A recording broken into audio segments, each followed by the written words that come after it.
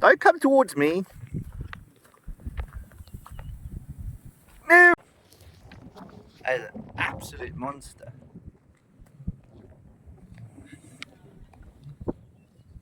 Check the freaking size of this thing.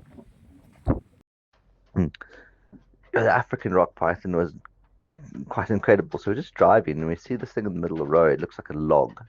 Turns out it's a 4 to 4.5 meter long rock python. So immediately I'm like, let's jump out and go look at it. So we jump out and starts moving, and it was absolutely enormous. And it's such a beautiful snake. It was so beautiful. And you just look at it and you start questioning yourself. This thing can eat probably an elephant. But more, it'll definitely take impala and young warthogs and stuff. It was huge. It was, once again, Madikwe has just been Madikwe and just giving all of these lovely little treats that you unexpectedly don't even know about. It was great.